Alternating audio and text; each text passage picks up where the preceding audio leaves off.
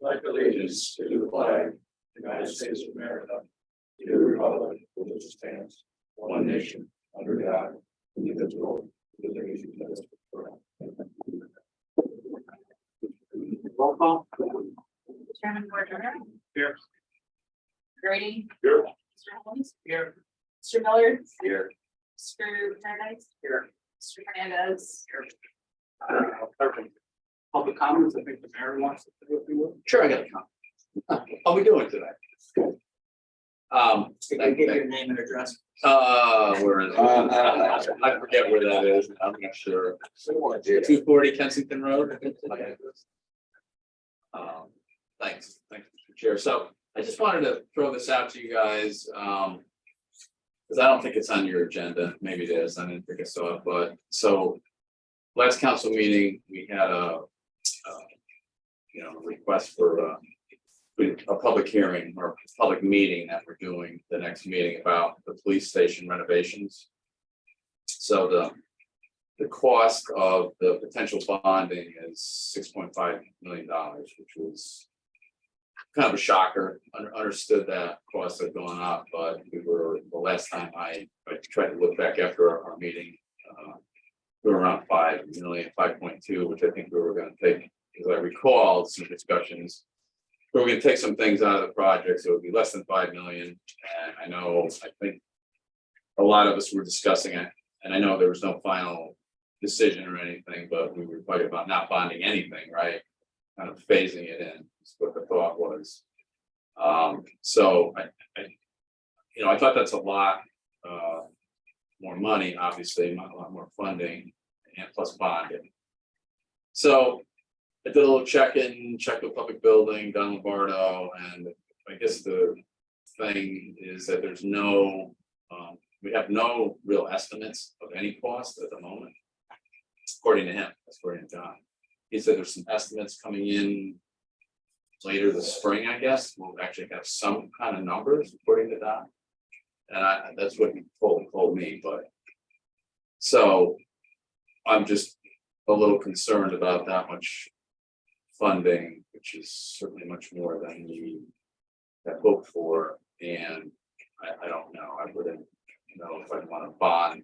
I know we don't have to borrow it if we agree to do it, but I don't even know if I would discuss figures if we don't have really anything concrete of what it's going to cost. Yeah. Those are based on Yeah. the projections that Yeah. were done by the architect who is doing all the work, has been working with the police commission. Yeah. He had put these together in February 2022, so this would have been a while back when we had the Right. meeting. When we phased it in, yeah. Based on the direction from both the town attorney and bond counsel, we are required to think of this as an entire project. If you think back to the high school project, the state provided additional subsequent funding. But that really was supposed to be considered as part of the whole project and should have been brought back to vote for referendum for the whole cost. So we have to think of the whole project. The 5.2, the plan is put this whole thing out to bid, phase it in, but the architect's intent is that they would move from phase 1 to 2. The setup costs and other things, it's advantageous to move from one phase to the next. You've already appropriated $300,000, which is what's being used now to do the final designs. I did confirm through the chief that the police commission was good with the project where it stands. They're planning to move forward with it. So considering the costs, these costs are as of about a month ago when we sat with the architect, that was the town manager, the public works director, facilities director, myself, and Brian Humes and 2 folks from the Board of Ed, because they're impacted as well with the storage area. He did confirm the plan to go forward. These are the latest numbers, but you're talking a plan to go out to bid in May, open in June, and award in June, and start construction in July. So these figures would be about 18 months old. Don says that's not even possible, but he said there's no hard figures. Like, I know this is from a year ago. So And I'm not saying not to do the project, don't get me wrong, that's not what I'm saying. But with that in mind, understood that it's phased in, if it's phased in and it's over 5 million, I understand we have to go to referendum, but that was never the plan that I remember discussing. We were gonna try and, do, I think that first part, the 3.4 million, which was the most important part, right? Because I think that was the Sally Port, the prisoner processing, and I think the gym and something else was going in. The locker rooms. The locker rooms. So I don't know. I mean, I just throw that out for discussion for you folks. And again, based upon what Don's telling me too, he doesn't feel like we really have any hard numbers. I mean, we had some other conversations with Don. Yes. Too. Yeah. And he would not be at all surprised if this went north of $10 million, the Yeah. way it's going. Yeah. There's scope creep coming in, extravagance coming in a little bit. Yeah. And just the building costs are through the roof. on it. Yeah. So, And he's a very credible person. oh yeah, no, he's, Right. yeah, he's. But the thing is, I talked to Don too, and he says this, we are way too early to look at bonding. So I was actually listening to the town council meeting. And he was completely shocked for me to try bonding. Because we don't even have a finalized plan yet. We don't know if the scope is gonna change at some point, if we're gonna be scaling back, if we're gonna just do portions of this, so. Then there's I actually talked to him the next day. There's a You complete guys disconnect should then not- between the architect and the PUC. The architect, his words were exactly that. The plan is to go out to bid in May, open an award in June, start construction in July. We are moving forward to clear out the whole storage area in anticipation that July will be the start date. The whole project is based on all of those discussions. I don't think he's in sync with what the building. You guys are on different pages, I can tell you that. So kind of, when Because we he's get, talking about a couple of months before they have the bids, so I have no idea where these numbers. I mean, I understand these are architect's numbers, and these aren't construction numbers. So these could be off in either direction considerably. They could. And like you said, at the town council meeting, we probably won't spend the 6.5 million. But we don't even know, we don't even have a number to pick the 6.5 million from. So I don't feel comfortable at all, even thinking about trying to get something on the agenda for April. I mean, that's. fine. I Now, don't if it goes think we're north of anywhere 5 near- million, it would either, part of this intent was to avoid a special referendum to vote on it, and the cost associated with doing that. If it goes north of 5 million and you don't want to do a special referendum, the next time you would have a ballot measure that's already slated is November. So as long as everybody's clear that, the other piece, and the architect brought this up, is there is typically a duration on the bid. So if they go out to bid in May and open in June, typically you're looking at 90 days, sometimes even less where pricing is today. So if you open in June, November would be beyond that window. So even getting those, you'd be stuck with trying to put through a bonding. I was still We way more won't be outside comfortable the time. doing that versus trying to tie a bonding issue in with a vote for a budget. I don't know, that just doesn't seem. And that's actually why it was added. I put it under my director update, but had it there because the feeling so wasn't. we have a question, we did the 5.2, were there detailed specs? In that, or He's got detailed and he's going deep. That's what the 300,000 is for, is to do the very detailed. So this is the first time we have detailed specs, but now we're gonna go for an official formal bid, right? Because it's, right? So we need to look at that, right? Don't we? I'm a little concerned about the November because we were focused on trying to get this moving. So we have to talk about this and maybe we'll have further conversation later in our agenda, but clearly we need more information. I don't know where we're gonna go with this. Based on whatever. We've done special referendums before. I mean, they cost a little bit of money. I still am not happy with a bonding vote. I mean, I don't, I know construction costs are through the roof, I get that, and we wanna get this project done, but we were talking about phasing it in, that's a bad word, obviously, if you phase it in, you gotta do the whole amount. You can change the scope of the project and do the most important things first as a project, and then wait a year or whatever, you wouldn't roll it into the whole project, that's a way to. Possibly even more than a year. Well, yeah, depending We're upon, looking at phase one is Yeah. what the police department police officers really are looking for. They want the better Sally Port. They want the better booking area, and they want the locker room. Right. Those are The other stuff is, I would call it fluff. You know, they want to get the basics done. They understand things are tight right now, and, you know, they just got the contract, moving forward with the contract stuff, so they're not looking to kill us. So I really was expecting we would come in at probably just phase one.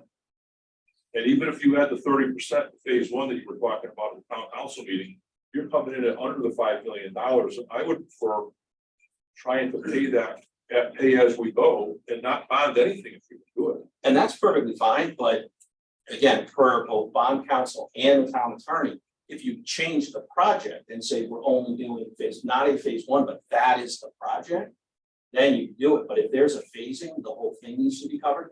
The reason I'm this was, talking about, I'm only saying phase one because that's. no, what's up I there. understand, That's, to me, phase one would be the project. totally understood. And if down the road we decide to do some additional stuff, then we go back and that's a different project. But I would be happy with just seeing phase one go through, because that's gonna solve 90% of what they're looking for. Now, this was added to the agenda because the next meeting is just a public hearing. There's no intent to vote or anything. The idea behind it was to make you aware, now you're aware, so that if you have concerns, you can participate or voice it, because the intent was that March 7th, the council would vote. At this point, there's nothing that says the council has to move it forward. If the council says, you know what, we're not comfortable moving this forward, it stops, doesn't even come to you. But How dangerous is it to walk in with this? And then you say it's not, the project is really this, so. If you're gonna have a public hearing, shouldn't we go in with the approach that we want to do, to your point, Well, we could, We come in and start showing 3 phases, it's 3 phases, we look like a bunch of idiots. Yeah. When we scope Right, it out, this is the we say, project well, they we're right gonna now. only do this at this point. is in the time. project the architect is No, I designing. know, I'm just saying. Yeah. We're paying him $300,000 to do details on this project. You know, the project that the architect designed for the community center too, look where that went. All I'm saying is after conversation, and again, this was less than a month ago, confirming through the chief.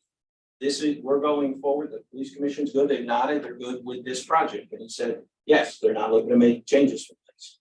That's what prompted moving forward. That doesn't mean that it has to be the project that goes forward. Ultimately, any bond resolution is going to be governed by PBC oversight. That's in the charter. Charter, as once the council gives it to the PBC, they run it. But the council doesn't even have to move this forward. The council could say, we're not comfortable moving this forward, and then it doesn't go. How can you, if it's just architect estimates and it's.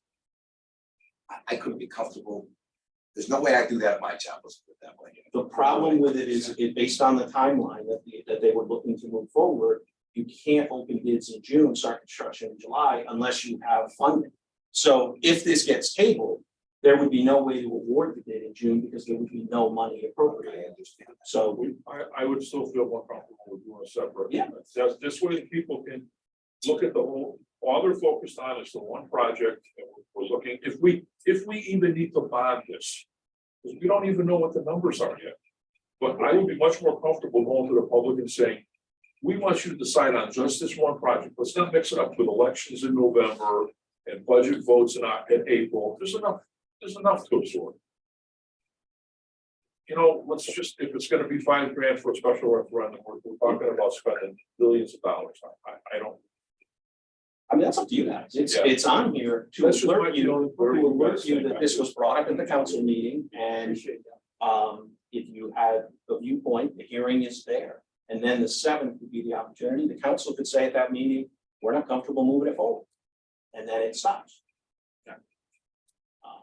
Just be aware that the plan of go out of bid in May, open in June, start construction in July, even if you wanted a special referendum, just simply wouldn't happen because you wouldn't be able to move through the logistics of drafting an ordinance and public hearings and everything else, which is fine. I'm even more concerned now hearing what you're telling me, because that's completely opposite to what Don Navarro told us. That's like, that's This kind time of, frame is completely different than what you're talking about. yeah, that's scary. So we probably gotta get on the same page Yeah. with PBC too, right? Yeah, because he said no. there's Yeah, I mean, not based even on any- what you're saying, He said there's no bids coming in until June, maybe.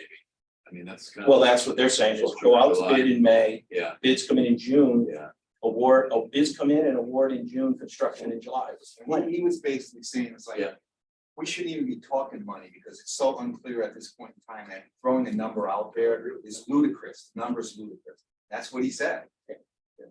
So the design project, that's not due back in till May, or, Yeah, that he's talking a couple months. because we before- need that before the. Before we even did it, yeah. Yeah. So, I mean, it does seem like the cart is before the horse at some part. That's fine. But I think the other part of it too is, when we were talking about funding this without bonding it, I mean, we were looking at this and we were looking at this as if it could be paid over a number of years. If we're gonna consolidate this thing down to one project, I think that we're gonna take $4 million out of fund balance in 1 year. I'd be looking more to say that we need backup for bonding. You're right, we would need something there. But it wouldn't be $6.5 million. Unless the project comes in at, Well, You know, but $6.5 see, million. this is exactly what I'm saying, we have no idea, so Yeah. it comes in at 12 million. Yeah. Now we've gone to the town and said, okay, we want 6.5 million, surprise, we want 5.5 million more. Yeah. So that looks really bad. And it's just not, I don't feel comfortable. Okay. I would rather wait and see what we get for numbers. Okay. That's just my,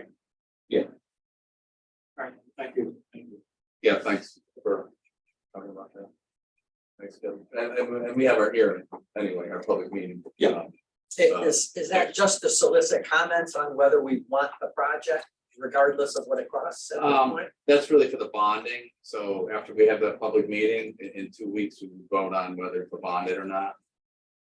On the March 7th, I think March 7th, or is the next So meeting. you would be voting on a number for bonding, The 6.5 million, that's the amount. even before we get bids. Yeah, that, Why would we be doing that so early? Because we need to have the funding line. In order to put it on the April ballot, it has to go to the council on the 7th, then it would come to you on the 14th, So it's all driven by April ballot. April ballot. To put it on the April ballot, to have referendum approved, so the funding is in place in June for the intended award date. I mean, I would be, I would be shocked if that things was ready to go in June. No matter what anybody says the schedule's been, I don't think we're gonna be starting in July. but they have to clean out the whole At least space. after walking to the. They gotta clean out the space we're talking about. Well, that's already in the works, that Working. projects.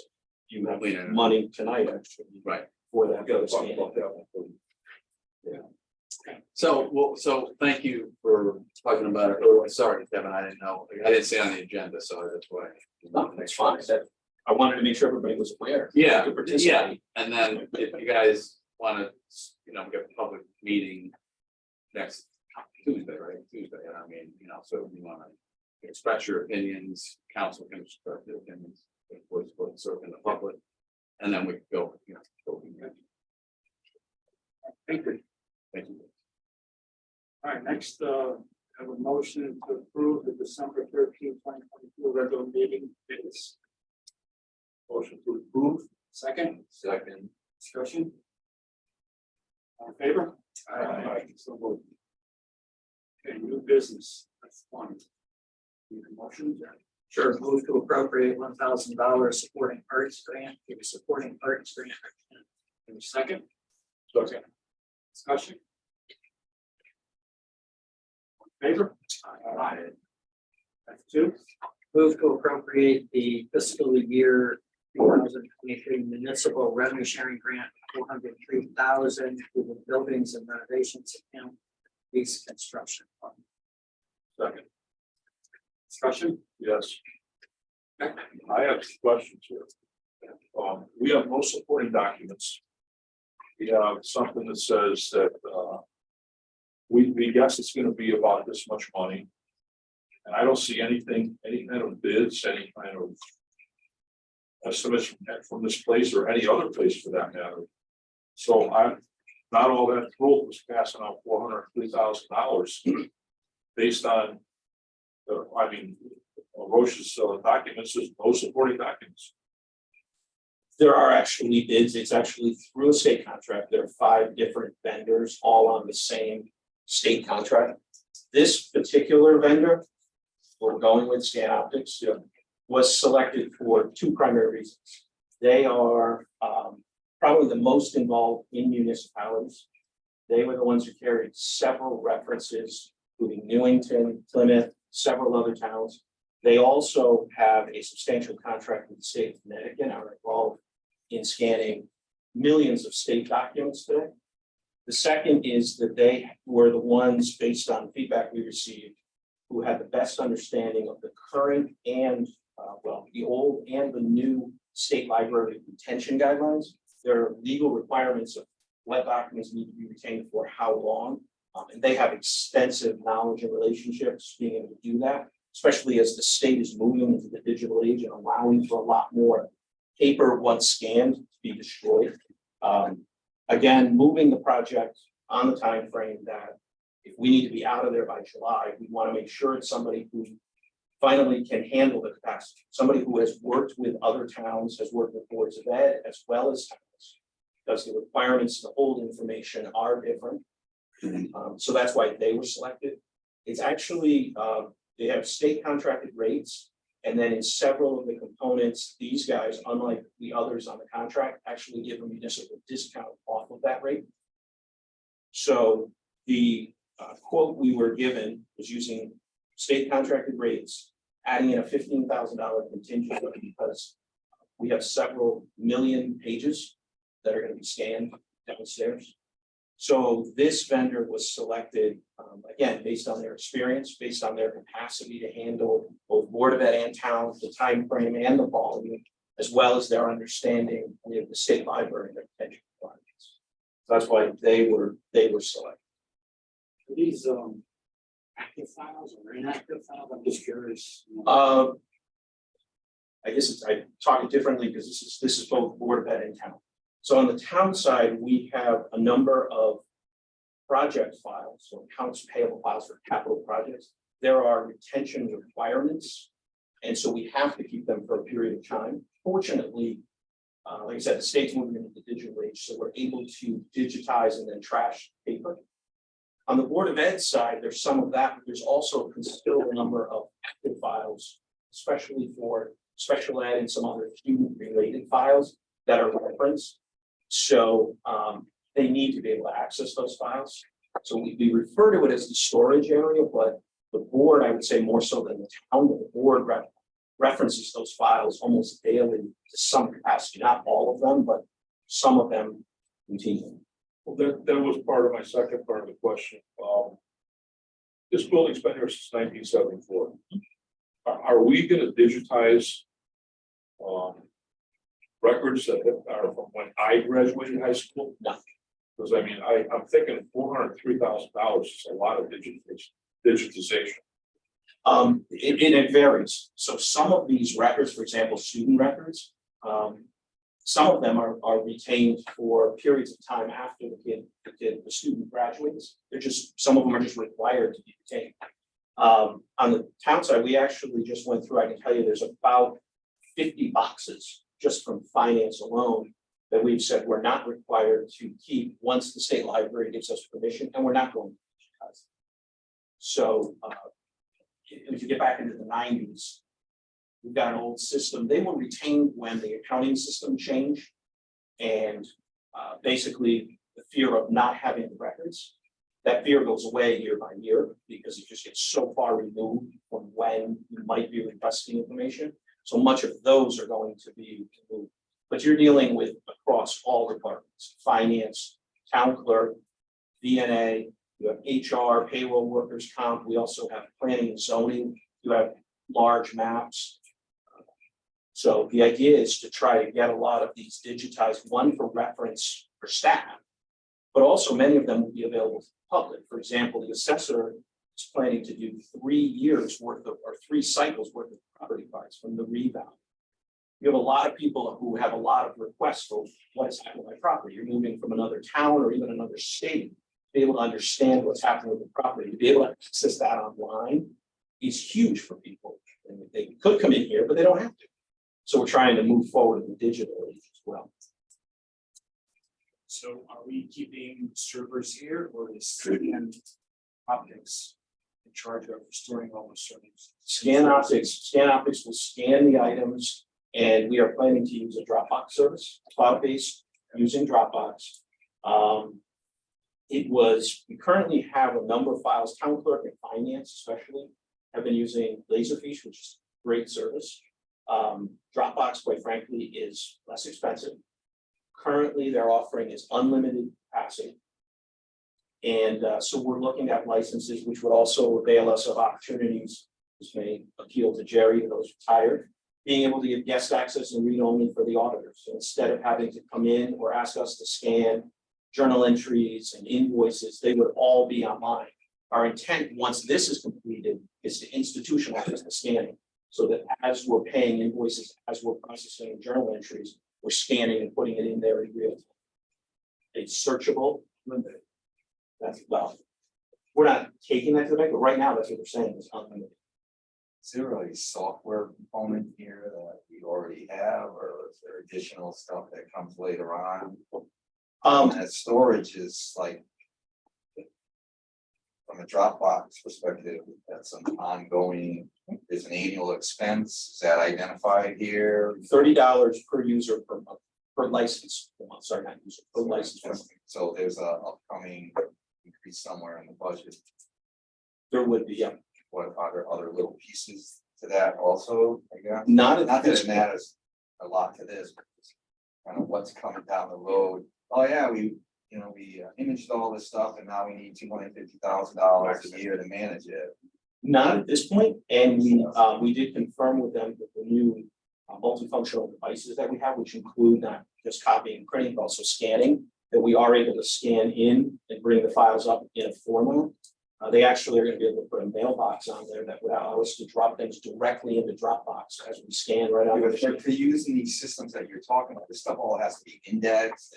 And it's not a matter of just scanning a document. There's software that indexes all the stuff, metadata associated with it. I mean, it's a lot to it other than just scanning a document. So, Including. The upline can accept it, the downloading is unlimited, when so many people have access to documents. That to me, it's a little too good to be true. Security aspect of I it. mean, that's what they're offering. I can't. That's what you're like, no, I get it. So this $403,000, all of this material is being scanned and stored is in the area that's affected by the police department right now. Or is Not right, this, it's a planned area. is this, or is this all of the counts is being digitized now? In other words, do we have to spend all of this $403,000 just to clear out the police department spot? Or is this a bigger scope than that?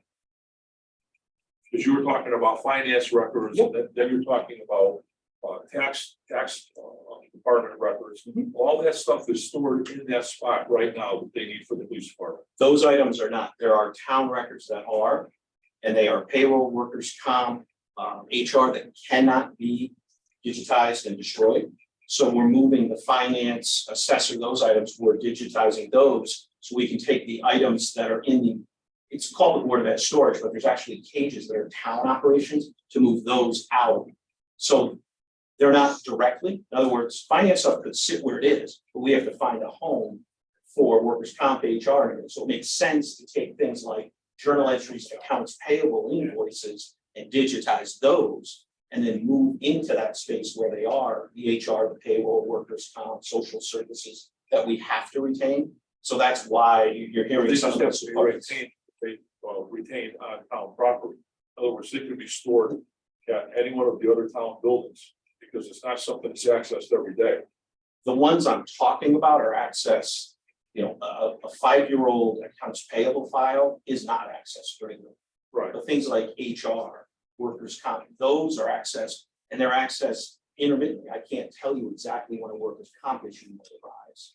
I can tell you that the likelihood of going after invoices that are 5 years old outside of a major project where we're either being audited or we're seeking grant recovery is pretty low. I'm not going back 5 years.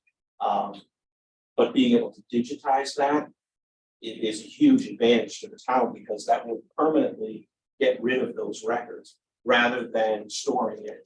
I can tell you, the Board of Ed has some items that are not included in here that they are planning to move to Willard School.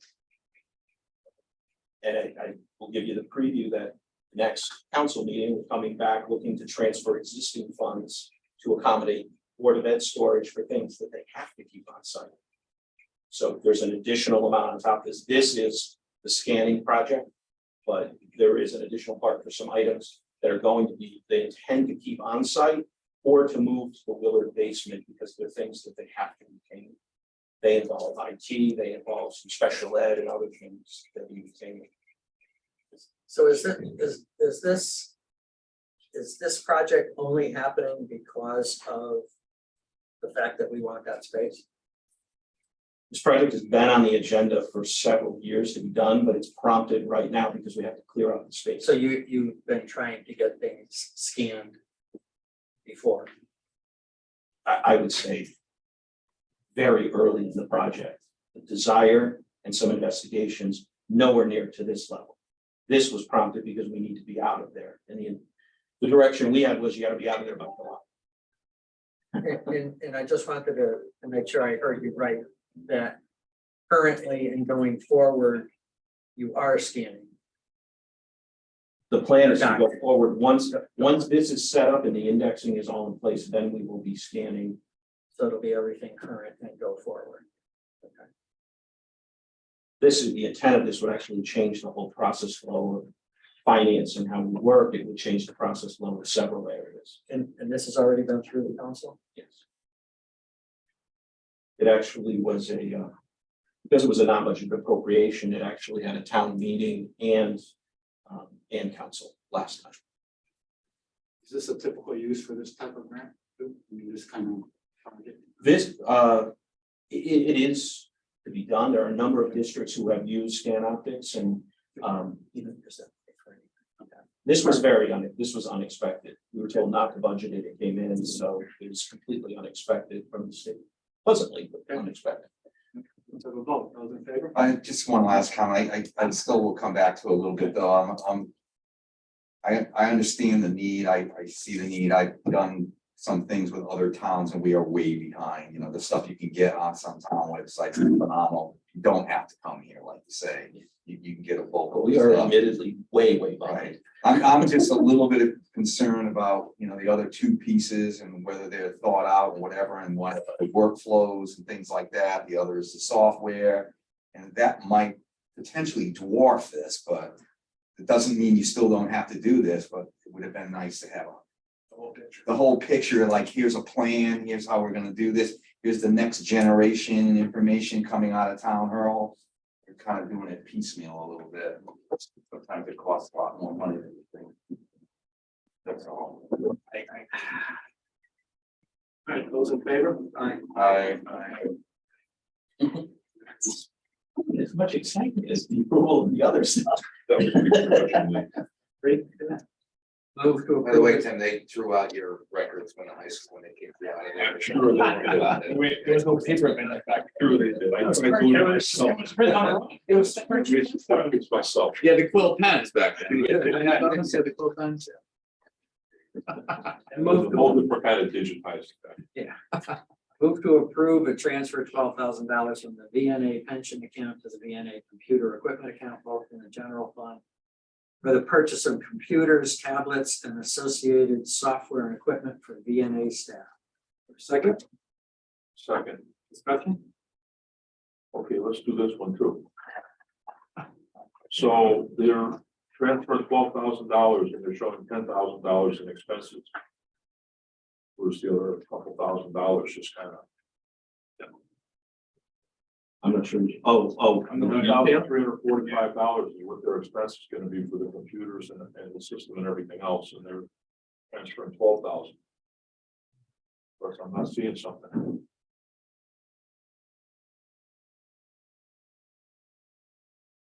They're reducing their costs for the, from going from Verizon to T-Mobile, I understand that. But they're showing between the hardware and the BlackRock technology, 10,345. 8220 for the desktop computers and 2125 for the software, and that comes up to 10,345. Is the 6 tablets not in that number? I didn't see it, it doesn't show it. And 5 desktops. And Yeah, I think the 6 tablets are not part of it. I don't know. they want the tablets, 400 or 500.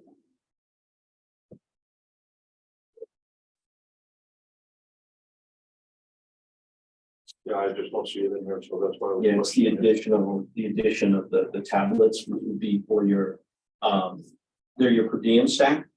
So, yeah, no, I understand the need for them, but I didn't know if this was some kind of promotion T-Mobile was doing. Because it doesn't show where we're paying anything for the tablets. Well, yeah, we are paying for those.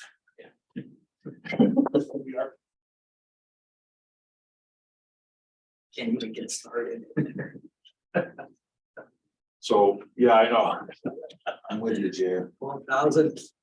I know, it's just, that's exactly why I'm questioning it, because I've only been at this 4 years away. Just completely spiral into a mess. You guys have been longer at it. I mean, I will say, and Aaliyah is online, who can give certainly a lot more color on this. The replacement is old machines for the folks who are here and the staff. The nurses have laptops to be out with patients, cards, so that if there's not internet access. The tablets were designed for our per diems because they were one of the previous directors of the VNA had advised them to use their personal devices. From a HIPAA standpoint, Oh, God. Aaliyah is very concerned about that, rightly so, that we should have some protection there. So purchasing the devices, as long as we're in this business, HIPAA is a very important element, not just for obviously the patients, that's pretty clear, but also for the town, that's an exposure. And so she's very interested in protecting the town, protecting nurses and protecting the patients, which is what I'm. So they don't use a secure drive to do all their stuff that we're saying. I mean, seriously, for this kind of stuff. Aaliyah, do you want to respond to that? I see you on there. You're on mute, but there. Hello, can you hear me okay? Yeah. Okay, yeah, so we have laptops that are pretty ancient for the nurses, and they were also given tablets for the field. And then the per diem staff were advised to use their own personal devices, which I just don't trust because you don't know what kind of security that they have on. And if they do have security, and it is a very precarious situation to have the agency and the staff in, because you just don't know where that's going to go.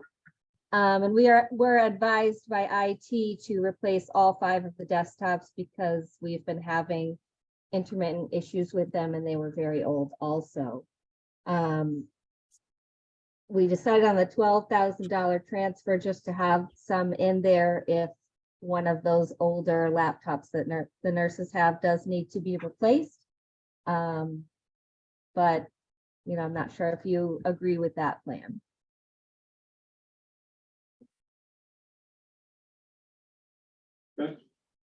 Those in favor? Aye. So what is the cost of the tablet, of the new tablets? That should be in there. Let me just pull it out of my folder here and I can tell you what that is. Bear with me for a minute.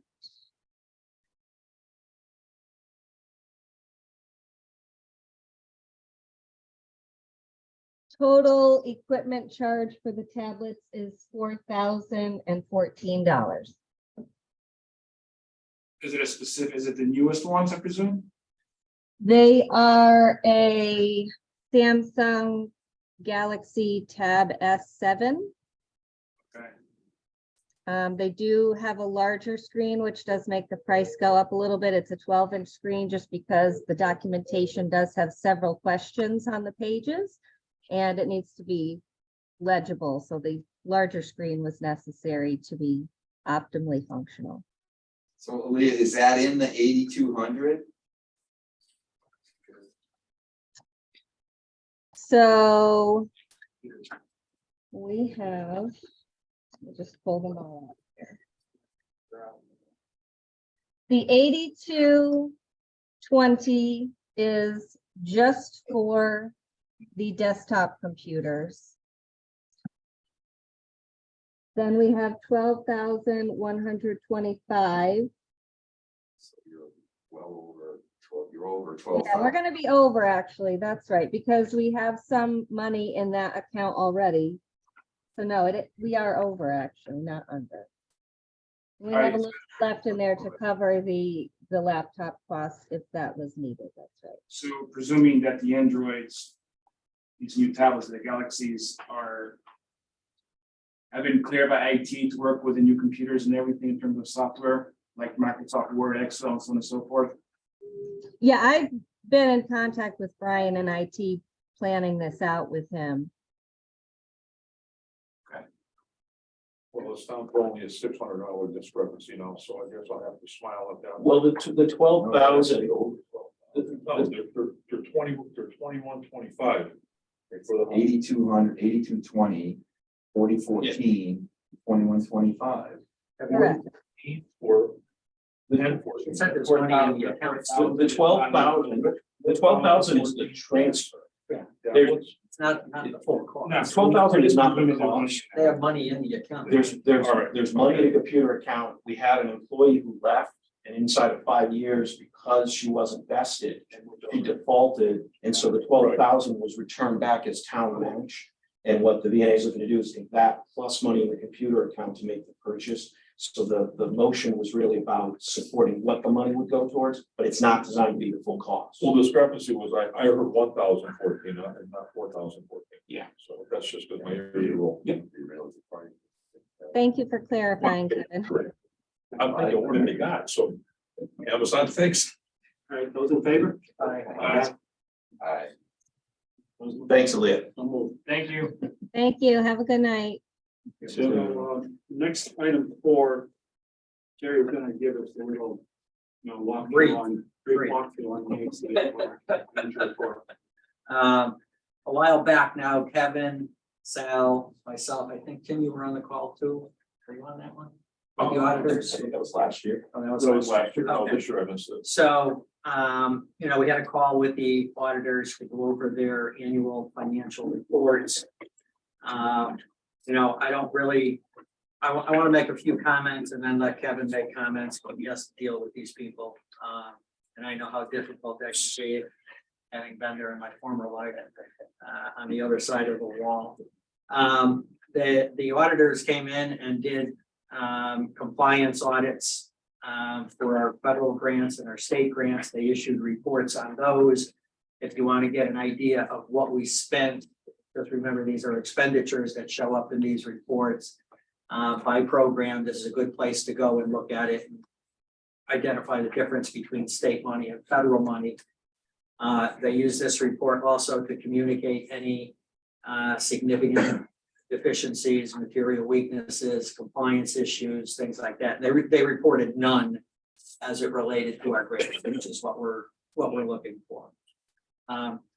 The annual financial comprehensive report, a lot of great information, puts a lot of people to sleep, but there's a section in here in the back for the non-nerds who like financial information on a 10-year basis. I think when you're looking for trends and stuff like that, there's a lot of good tables in the back of the report. Where you can really glean a lot of information from this report.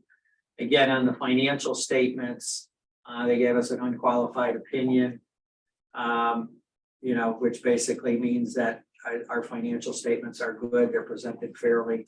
And again, that's what we're looking for in terms of a financial report. The last item is a management letter, and this is where I'll have Kevin do a little bit.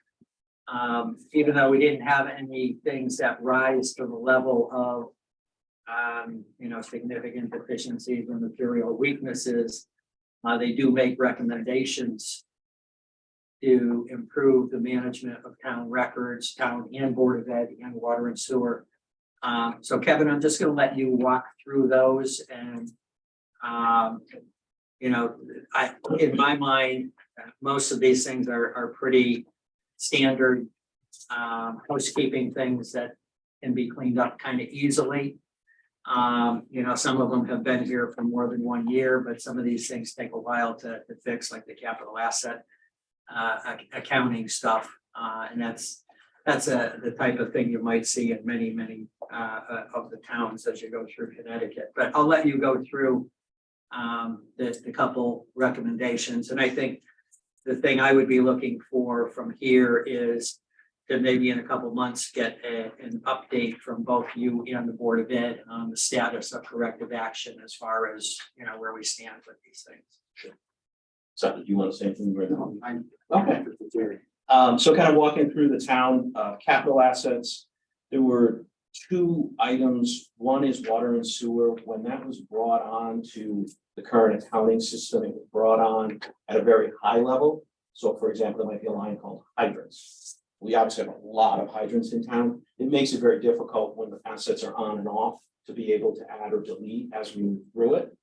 The plan with this one is we've added money into next year's water control budget because this is for Berlin Water Control. We are planning to go out to bid and hire someone who can look at giving us detailed breakdown. The hydrants are one of those you can obviously go around and count, but being able to put things like pipes, grinders, pumps, generators, some of those are going to require being able to look at a map and make an assessment, presumably with an engineering experience. It's not, you can't just dig it up and say, what's this pipe? It's really going to be assessments from mapping. So that's the plan to address that one. The education equipment, the town and Board of Ed for many years had 2 separate fixed asset systems, and then they would just be brought together with the audit. What we're doing now is, with the culmination of this audit, we are bringing the Board of Ed assets onto the town system, so there will be one system, and then the board will feed information as far as purchases or divestitures. Most of what the board has on there are more movable items, things like the school buildings, the land, and those types of things have always been on the town's books. They're always been considered town assets, hence the Department 61 and the capital there. But these are items within, so it could be everything from school vans to items within the school that we would be looking to bring on. So we're changing our process to kind of address this and have one source system. Water and sewer billings, this one is. Before you go on, I just want to throw in my 2 cents on the water and sewer capital asset, what you're thinking of doing. I don't know how much you're planning on spending on that, but to me, this is one of those comments that if it stayed in your report for 40 years, it wouldn't bother me. To me, you have to look at it in terms of a cost benefit here.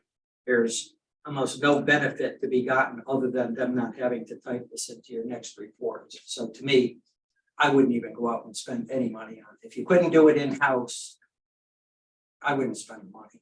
Well, we were gonna go out, publicize the bid, which is minimal cost because we produce the RFPs ourselves. There's a modest advertising cost, somewhere in the neighborhood of $300 to $500, depending on where we advertise it, to see what the reaction is. If it's going to cost us $20,000 for someone to come in and do that study, maybe it's worth it to have that better understanding.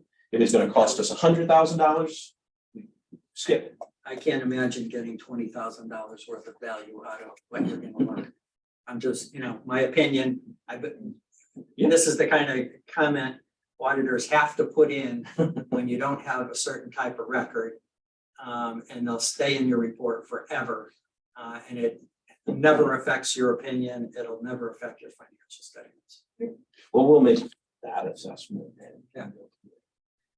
For the billings, the auditor's recommendation here is, you may have seen a guy from Water Control driving around in a truck. He's got the machine. So if you are part of Berlin Water Control, he's actually grabbing a signal from your meter. And that's how we're doing the readings as the truck drives down the road, similar to what Eversource does and others to do readings. The file that comes out of there is encrypted. You can't just pop it open in Excel and go, hey, what's in here? Right now, our vendor provides one license, which we've outsourced billing, collections and the like to Connecticut Water, very reputable, very good firm since 2018. It's really been less expensive and a lot more visibility, so it's been a great move, but they house the license. This recommendation is for us, and I'm looking into us getting a license so we could decrypt that information to then be able to compare what did we send them for readings versus what are we getting back in our billing for readings. We've had no analytical reason to believe there's issues. The billing has been largely consistent with historicals. The collection rate has remained very consistent, so we would assume if there was a substantial issue that presumably the folks who live in Berlin Water Control District would be screaming, they were being grossly overbilled. But we're gonna try to figure out what is the cost for us to get our own and then be able to decrypt the files so we can do that comparison for the auditors. Accounts payable, this one's annoying for me. This one's just kind of one of those things that bugs you. At the beginning in April of every year, we put out the closing memo and we reiterated with folks, if you have invoices related to the year, it's when the work was done. So we need to close out the year. We had invoices that were coming in throughout July and trying to accrue for those. But as we got through to July and into August, we were actually getting invoices that dated back as early as February from people. One, there's obviously issues if we don't identify those, and between our work and the auditor's work, it's very likely we're going to identify those items. But also from a vendor perspective, it's not a great thing if you're paying your vendors 6 months later just because it was on someone's desk. That's what this relates to, and that's really reinforcing from a management standpoint. There's no reason when you get a bill, if you're disputing it, dispute it. But if it's legitimate, if you bought a product or a service, then sign off on it and we'll pay the bill. We have a policy in finance from an accounts payable standpoint. If we receive the invoice by end of day Friday, it will go out in next week's batch, which is mailed out Thursday morning. Vendors who work with us generally are very pleased with our turnaround time in terms of paying our bills. This prevents it from happening, so you can't pay a bill we don't have. Is there particular departments that tend to do this more than others?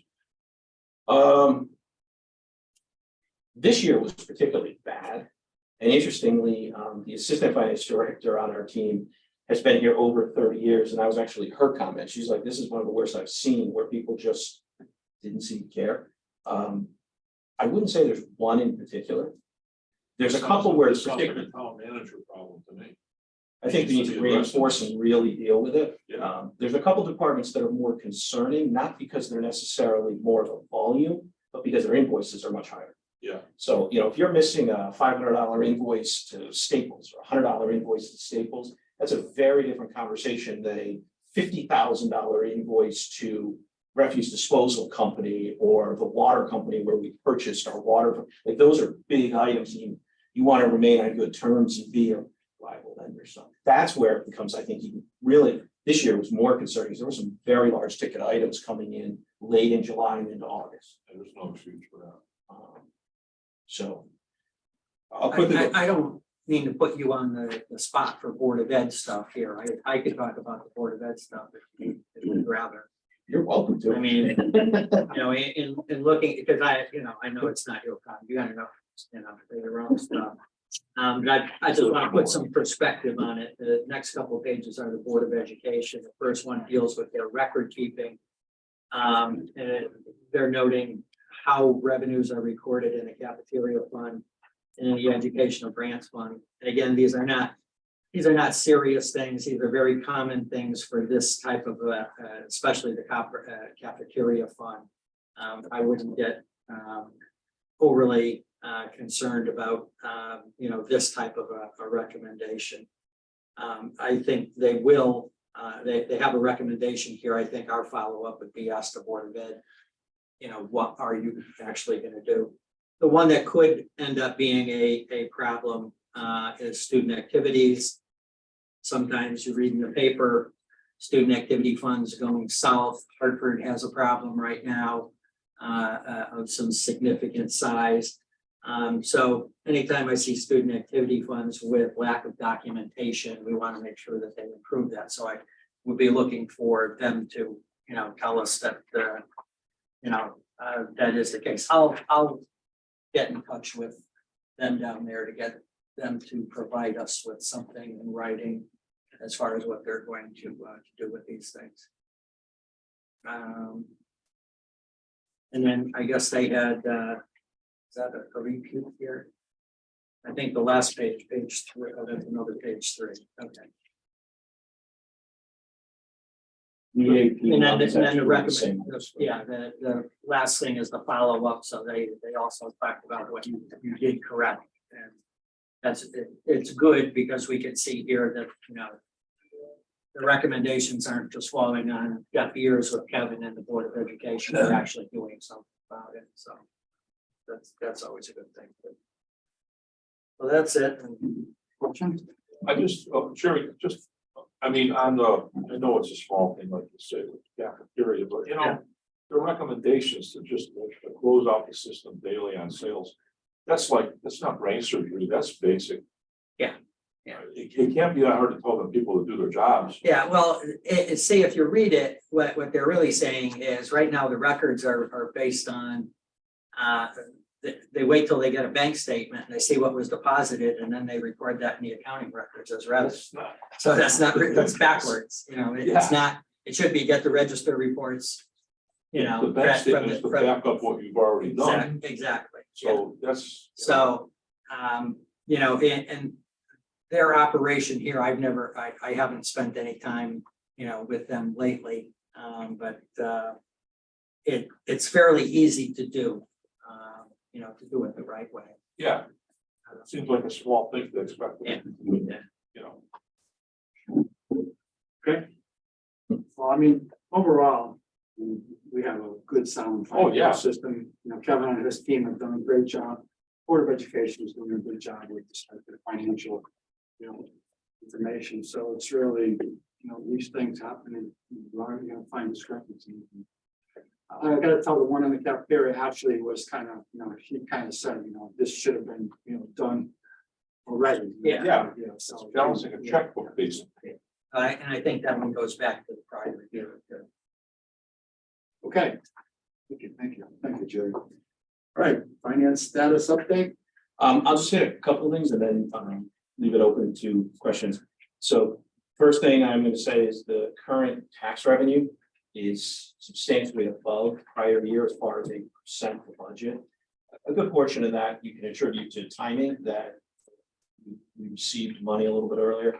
What I would say that the office did a really good job of being able to work through the January process and deal with all of that. The numbers are coming in strong. Berlin has historically and continues the trend of having a very good collection rate. Folks may not be happy with their tax bill, but consistently pay it. So that is a good thing, especially as you're paying the budget that gets adopted. That's a critical piece. The percentage of the budget that's funded by local taxes continues to grow, as it does in many municipalities. So that's a critical piece of for ongoing elements, and I think Berlin's in a good position. I expanded out the capital project area. A number of these are to be worked on. They're more starting in the spring. But the town, just as a heads up, the town is going to have a very busy 2023 in terms of construction. Steel Boulevard work, we've got the residential property. Hopefully we're going to be getting in there, doing some of the remediation work, and then hopefully see another building going up out there by the train station. The sidewalk upgrades are going to be moving forward. We did actually receive pre-funding with one of the community connectivity grants. We got $387,000 earlier this week from the state. So that's going to be worked down on Langdon Court and I believe Farmington Ave and Newton, I believe, Road is where they're going to be doing those sidewalks. And you're all probably aware of the 3-road project, Porter's Pass, Deming, and Christian Lane. That obviously is going to be significant, especially in the high traffic area.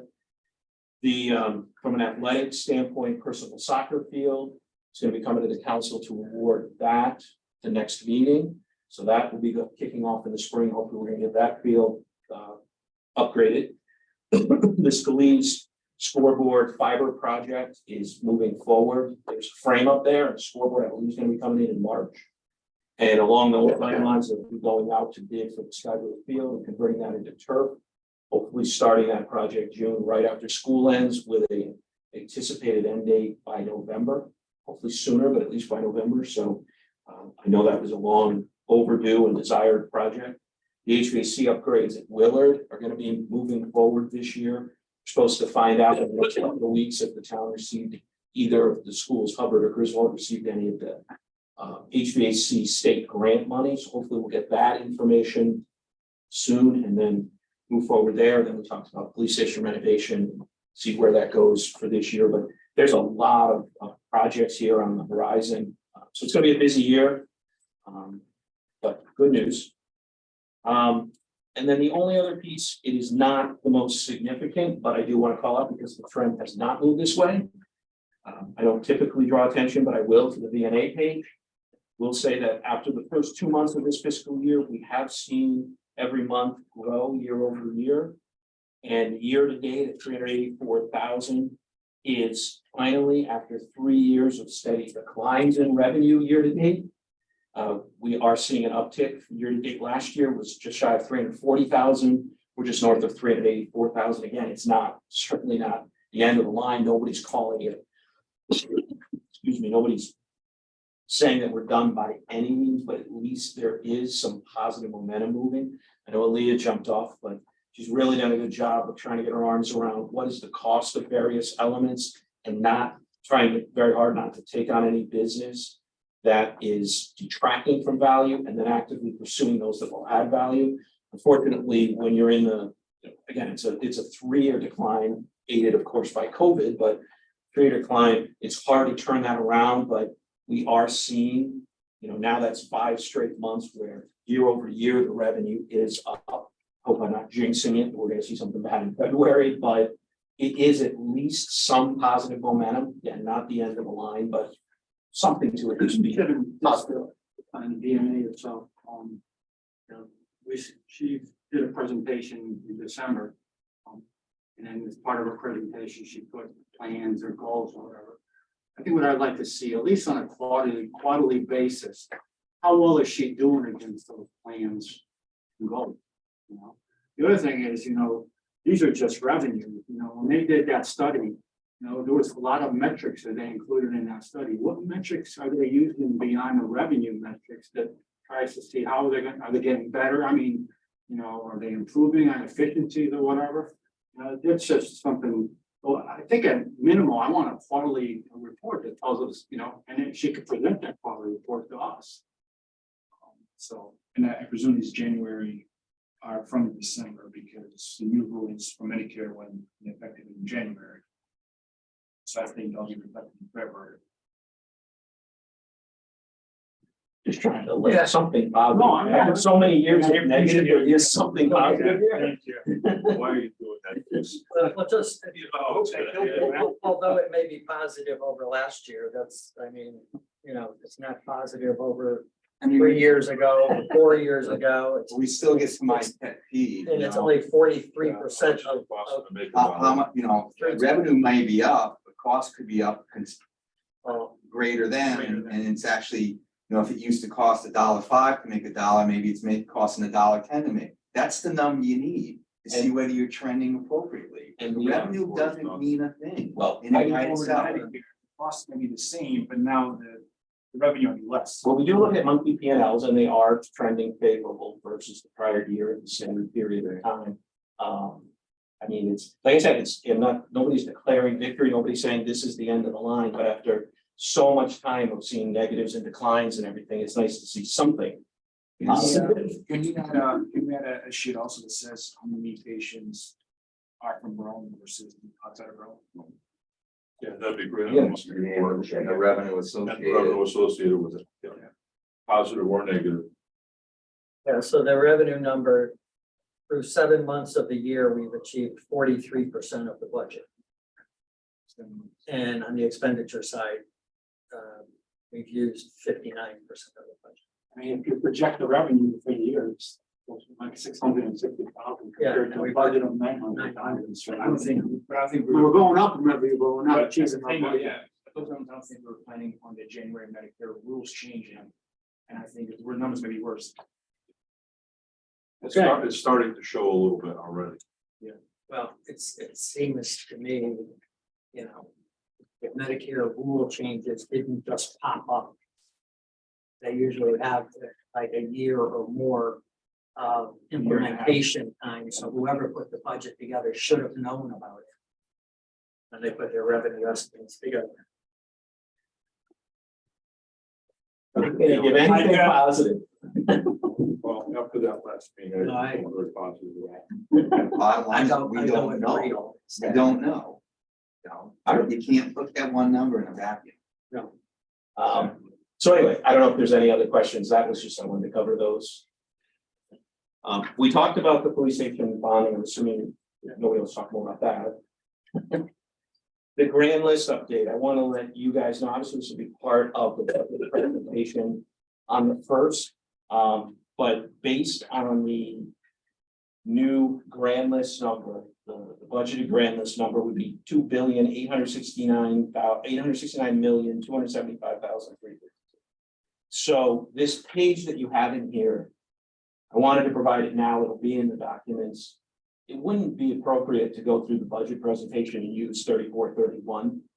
You can pretty much assume you're gonna down from there unless our spending is up like 15%. So the idea here is reset the current fiscal year 23 budget using the new grand list, which would put you at 2916. And then that would be the comparison point as we look at the 24 mill rate. That way you're getting fair comparison. Otherwise, we just infused, you know, $400 million in the denominator and said, hey, look, your mill rate went down. Yeah, I can't stand that, by the way. No offense. What sheet, this sheet? What's the real growth in the grant list? What do you mean? What's the real number? A percent. How much is it up compared to last year? 18%. Yeah, not before No, rebound. no. It's not. It's That's my point. That's a garbage number. Oh, you mean year Yeah. over year? I don't have The that. town's revenue, how much was the town's revenue increase? A percentage number? Is it up 2%, 3%?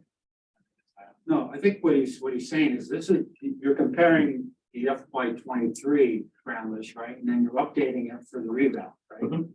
What Mark is asking for, what is the latest number for the current ground, for the updated ground? And then layer in the reval. You know what I'm saying? So our ground list gotta be up, right? Apples to apples. You know what I'm saying? In other words, we've had a growth in our ground list. What is that number? I would have to ask the Compared to assessor. the 2.8 billion, you know what I'm saying? Yeah, It's gonna be higher, right? So in our new budget, you're Can gonna you see. get us that, please? Do you want to know Why what would the it be grand list higher? was that we based the budget on last year? Well, no, that's the 2438. That was the grand list from last year's budget. That was. But you're rerunning the last year's grand list. To come up with the FY 23. I'm rerunning last year's budget against the new grand list to say, if you use last year's mill So rate, it's 431 million. if you use last year's mill rate, basically it's saying if the budget, typically, if you didn't have reval, you would say last year we had this budget, we had this grand list. Now your grand list did something year over year, and you're now going to have a budget. They would be reasonably comparable because you didn't change the valuation of everyone's properties, you simply had either new or renovations, that type of thing. And I get that, but in there is the number of the real growth of the grant list. That's what I'm after. You're looking for what is truly Yeah, not the reval of somebody's property that just didn't change. yeah. If we didn't have a reval. Yeah. And the grand list went up because of that growth, we Yeah. would have Oh, additional new revenue coming into the town. You want just new items? Yeah. Which is the taxable amount that we would have. Which would lead me back to my initial question, how much of an increase will the town have at the 29.16, you say compensates for the last year's mill rate? How much of an increase will we have as far as town revenues? Are we up 2%, 3%, 1%? Well, I'd have to get that because this is everything. This is, your house was reassessed, everything was reassessed. So you So have, if my house is, if my house at 3431 last year was assessed at $200,000. Yep. And my tax bill was 5,000, then this year at 2916, I will be paying $5,000 for my $200,000 house. like if I look at the residential, so I'd have, the reason I say I have to get it is I don't have commercial. We have residential, and the idea behind that is to be able to show residents based on whatever is brought forward. This is what you paid in taxes last year, this is what you're going to pay this year. The challenge there is it's going to incorporate some sort of budget, unless you're gonna come in completely flat year over year, you're gonna have budget adjustments in there. If I just took everybody's run of residential property, so not commercial, but just residential, and I said, take 3431 and then make it 2916. Because that's everything, that's motor vehicle, that's personal property, everything, made it 2916, the residential value is up just over $1.8 million. But don't we have to know the commercial side of the equation is to understand whether there's gonna be a shift one way Oh, or we the do, other? the assessor has, Well, I mean, that, so the impact is great, you know, even though on average it might be 18 for the grand list overall. If commercial went up at a much smaller rate than residential actually went up at a higher rate. So the impact to me is gonna be higher because you actually, if you kept everything flat. No. Right, residential would still go up. Yeah. And commercial would go down. yeah, you actually have, that's the slide in the presentation. My discussions with a lot of different people have residential going up from 24 to 28%. Residential went up 19.8, real estate went up 19.8%, commercial and residential. Residential went up higher than commercial. So I would have, it is definitely a shift, it is a substantial shift. Personal property went up 7%, motor vehicle went up 12.5%. So your motor vehicle went 12.5, personal property went 7, real estate went 19.8, but your residential went more than commercial. The specific numbers I'll have to get from the assessor, but that is absolutely the case. In the end, I don't care what my mill rate is, I care what my tax bill is. And that's why we're doing the list by resident, so that you would be able to look at that and say, last year at 3431 in this valuation, my bill was $5,000. Based on the budget coming forward, you're now asking me to pay $6,000. And we're building out the file by address, so every person in town could actually look and say, what's gonna happen? If this budget passes as presented, what's gonna happen, what amount of money are you gonna ask for out of my bank account year over year? So to your point, Always be higher, doesn't it? no, actually, there are a number of properties where it's lower. Anecdotally, in talking with the assessor, it's, and this is really, challenging, but the lower and moderate homes actually grew the value faster than the higher end homes. So you not only had a shift to residential, but you had a shift of the burden to lower and moderate homes because those are selling faster. The sales data is showing that those are selling faster and the growth in their pricing year over year is greater. I guess what we're looking at is what is that true increase associated with, not the revamp, but the actual. Yep. Increase. You said in housing or in the 1.8 million for residential. That's not how. So it's about 1.8%. It's nothing. That's nothing. Kind of That means what- what's the difference in the other categories? We can leave it and understand, because last year we were up like 3.something%, right? We started out lower, and then when everything came in, it jumped Yeah, up. well, I guess we're just curious to see how much more revenue is gonna be generated associated with that. Yeah, it's a very simple theory. If, how much more money do we have to spend this year based on revenue than last year? And then we can decide what we want to do for either budgeting or taxes, however we want to do it, but at least we have a number. Anything else there? Thanks. And then, Sal, you asked for the capital plan list. So, as typical, we went through a pretty detailed planning process. One of the challenges that exists is we've deferred a lot of capital over many years. We come forward with a budget of 2 or 3 million. Even if we come back at the end of the year with $1 million of surplus, you're still leaving quite a bit for future years. There's a chunk here in general fund, the chunk identified as surplus. The general fund was then further broken down. First category are items that are really critical to look at. And we'll go through in the budget presentation, but I will tell you that just going through the first 4, I'll say. The BHS block slab grade groundwater moisture, essentially what's happening is you have a courtyard at Berlin High School, and there's moisture getting underneath, and we're getting stuff coming into classrooms. You can end up having problems. And so this is a project to address what's causing that and fix it before it becomes more serious, especially inside classrooms. The large dump truck body replacement, we have 3 large highway trucks where the bed is essentially rotted out. You think about what rock salt does to your car. Imagine what it does to the bed of the truck where it's sitting in throughout all of the storms. Mr. Simons went out, and so you're talking about $225,000, $250,000 to buy one of these trucks. He has an opportunity to buy 3 beds, pull the old rotted ones off and replace those, where the truck will go for many years. So this request is to do that on 3 vehicles for essentially the price of replacing one of those vehicles. It's a lot of money, but it's a lot less than if we had to replace all 3 trucks. The vans, How much is that? it's $225,000. Yeah. The vans, I do have the list. I think Tim, you were the one who requested, can I get a list of the school vans, the age, the mileage? So we have that, that'll be in your budget binder. We are basically looking at replacing 4 vans each of the next 3 years. We spent several years catching up on police cars. This past year, we finished off catching up on fire vehicles. We're now trying to catch up on the school vans.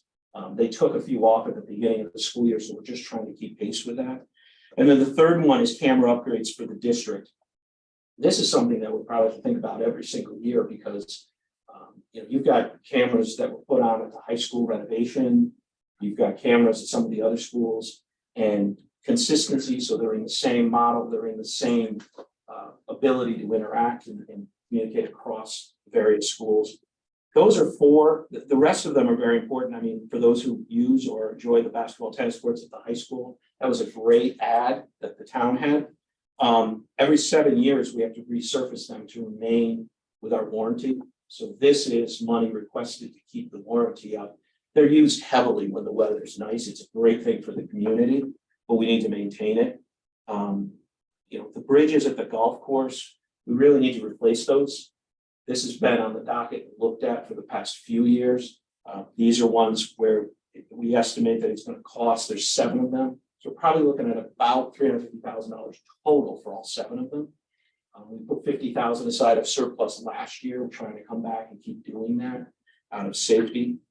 The Willard ballast block replacement. These are the blocks that hold down the solar panels on the roof. They've been on there for several years.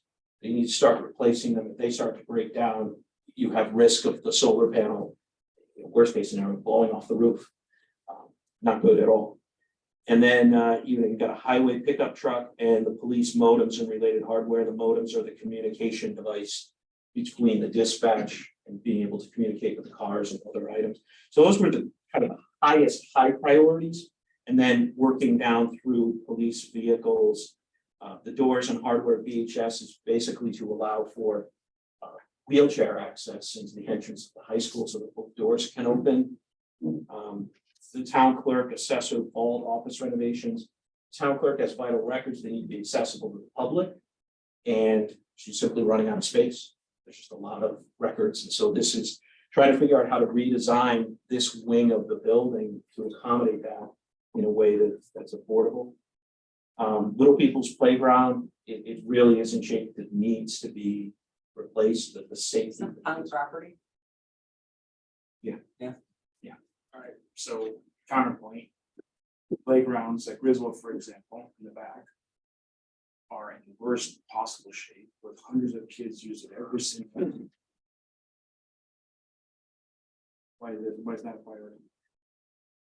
This is from grounds, I can ask Woody, I can ask. Yeah, that's Why? what, like, why would you put that kind of money into a playground? That's frankly, maybe a dozen kids use it every single day versus a playground where hundreds of kids use it. every single It is on here, it's further down. That's Willard. day. That's really- What did you say? Oh, I'm sorry. Are we gonna have a capital committee meeting this year? We had one a while ago. Apparently you weren't responding. Nobody told me. We sent it out, but we didn't You hear back. sent it to me, I went through my emails all the way back to October, I got nothing. So we're gonna have another one? No. We're a week and a half out. Well, I'm not too happy with that. I'll go back and forward the email to you. Well, I just mean, I just don't know why we just all of a sudden decided not to do that. So, I mean, we'll go through these pieces at the meeting, but this is what's out here. You know, the effort was really around security, and you'll see that public safety and education, when the budget comes out, that's a significant focus of where it is, with an element of sort of the cultural recreational elements and requests there, but really the focus in this budget is around public safety and education. So are you saying that the budget that's gonna get presented to us is gonna have $2.6 million in the general fund? And expecting to use $2.7 million of the fund balance that same year? No, the 2.7 million is if there's sufficient surplus money at the end of fiscal year 24, it would be used. At Would the not pull end from of fund. 24, It would not pull from fund balance. okay, but if we don't fund any of those things at the top, I'm assuming then your priority would shift to the ones at the top to come out first. That was where the priorities were set there. Thank you. And I think for the ones I've described, you can probably see why those ended up being high on the list. Well, because we've never put any equipment in the budget. All right, so For years. who's been at the South Kensington Firehouse lately? Anyone? Has anyone been inside that building lately? South Kensington? Yeah. It's falling apart. Asbestos everywhere, ceiling tiles, out on the floor, it's a freaking disaster area. And that's an option for $75,000. Are you kidding me? The town, So what I wanted to do is, really, before the budget process started, Yeah. I wanted to give you guys heads up on what the capital looks like, so we can look at it and have a more, productive conversation during the budget. Okay. and keep in mind, the town appropriated 6 figures to replace the roof out there. I understand that, but I mean, I'm sorry, I mean, I don't mean to be crude, but you kind of wiping the face, not wiping your ass. The inside of the building is falling apart. The roof looks fantastic. The roof wasn't done. Well, I mean, it looked fantastic. Why didn't we do it? But isn't the building their responsibility? No, it's our building. It's our building. That's the one firehouse. Oh, that's that out. one. Town owns That that. one is? It's falling apart. Okay. But I thought we did, I thought we appropriated the money for that. It was appropriated for. Why didn't it get done? Who's in charge of getting the roof done? It's falls under facilities. Facilities? What's the question on the list? So that's- One for the two rules. The words at Berlin High School for access to handicap folks. Brand new high school doesn't have the word center. They're handicap accessible, but both doors opening like we have on the center Yeah, doors yeah. here, so that like a wheelchair could get through. They never, That's- they never that's- did that. I guess not, that's a request from the principal. 84 million bucks, ADA compliant, they didn't do that. Well, Just curious, but Yeah. whatever. No, I know, it's just, brand new school. I can see a whole. The bond, Yeah. I mean, make sure that he's on whatever team, yeah, again, it was sent out, I'll resend it to you, but we did, I can't send it. later, you should have called me that day. Tim, Really I think about sent that. it to you. Tim, I'm gonna forward it to everybody not here. I send- sent it. I absolutely You did. did not send I me am an email. 100% certain. When you go back and look, I will. I did not. get And an when I email. have it, I will send to the entire board Okay, and to do the that. mayor to be absolutely clear. You have to check your email. I Can't checked call my, everybody. I went through every Tim, I single am email today. absolutely certain you are. Well, telling you right now, I wasn't. Okay. Fine. Later Mark and I tonight, had you a will see. discussion on this, and I went through every single email. Later tonight, you will Just see. tell me what date that meeting I is. will send it to you. I will send it to everyone. I'm 100% certain. On that note, may I have a motion to adjourn? So moved. Second. Second. In favor? Yeah, that's pretty good. I gotta get council meeting down in an hour and a half.